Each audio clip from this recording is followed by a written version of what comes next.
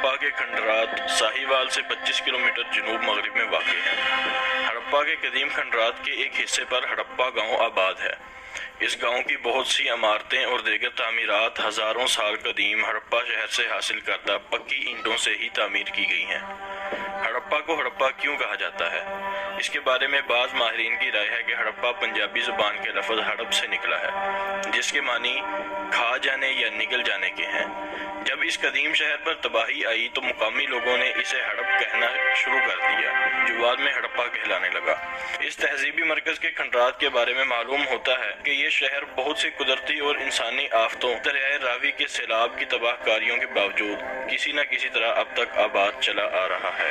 ناظرین، جنوبی ایشیا میں ہڑپا سب سے پہلا دریافت شدہ تہذیبی آثار ہے، جو 1856 عیسوی میں دریافت ہوا، جب لاہور اور ملتان کے درمیان ریلوے لائن بچھائی جا رہی تھی۔ کچھ عرصہ تک تو یہ کھنڈرات ان ٹھیکیداروں کے لیے اینٹوں کی ایک کان بنے رہے، جو ریلوے لائن بچھانے پر مامور تھے۔ انہی اینٹوں سے ساہیوال سے خانیوال تک ریل کی پٹری اور چھوٹے بڑے اسٹیشن تعمیر کیے گئے۔ ہڑپا کے ملبے سے قدیم تہذیب کی مہریں اور دیگر آثار بھی برآمد ہوئے، جنہیں مشہور ماہر آثار قدیمہ جنرل الیگزینڈر کنگھم نے بڑی تاریخی اہمیت کا حامل قرار دیا۔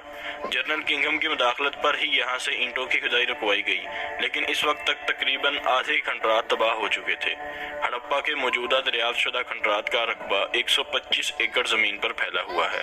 ہڑپا میں آثار قدیمہ کی باقاعدہ کھدائی 1921 عیسوی میں شروع ہوئی، تو بہت جلد جنوبی ایشیا کی یہ پہلی تہذیب دنیا بھر کے ماہرین آثار قدیمہ اور دانشوروں کی توجہ اور دلچسپی کا مرکز بن گئی۔ ہڑپا شہر کے شمال مغربی حصے میں دریائے راوی کی قدیم گزرگاہ کے کنارے ہڑپا کی سب سے اہم عمارت عظیم اناج گھر یا غلہ گودام تھا، جس کے آثار وہاں پر موجود ہیں۔ یہ غلہ گودام 40 میٹر لمبے اور 35 میٹر چوڑے چبوترے پر بنایا گیا تھا۔ گودام میں 6 کی 2 قطاروں میں 12 ہال تھے۔ ہال روشن اور ہوادار بنائے گئے تھے۔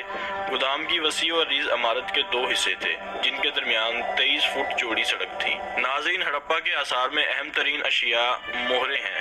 انہی مہروں سے ماہرین نے ہڑپا کے آثار کی قدامت اور تاریخ کا اندازہ لگایا ہے۔ اکثر مہروں پر تحریروں کے ساتھ کسی جانور کی شکل بنائی گئی ہے، زیادہ تر مہریں پتھر سے بنائی گئی ہیں۔ ہڑپا سے مٹی کے برتنوں کی کثیر تعداد دریافت ہوئی ہے، اور وہ لوگ مٹی سے ہر طرح کے برتن بنانے میں بڑے ماہر تھے۔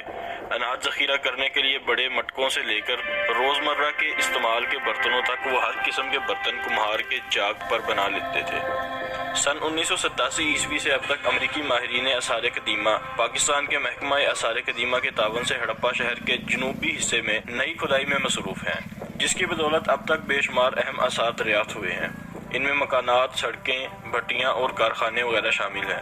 آثار قدیمہ کے ماہرین کا کہنا ہے کہ ہڑپا 3 بار تباہ ہوا، کیونکہ زمین کے نیچے سے جو مکان برآمد ہوئے ہیں وہ ایک ہی بنیاد پر 3 مرتبہ تعمیر ہوئے تھے۔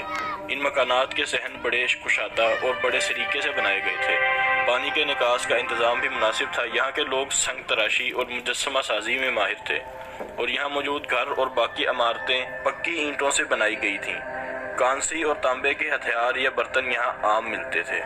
ناظرین، 1986 عیسوی میں امریکن آرکیالوجی مشن نے ڈاکٹر جارج ڈیلز کے زیر نگرانی یہاں ریسرچ کا کام شروع کیا، جس کے نتیجے میں ہڑپا کا ایک بڑا حصہ عیاں ہوا۔ 1926 عیسوی میں اسی جگہ پر ایک چھوٹا سا عجائب گھر بھی بنایا گیا، جہاں کھدائی سے نکلنے والی باقیات کو رکھا گیا۔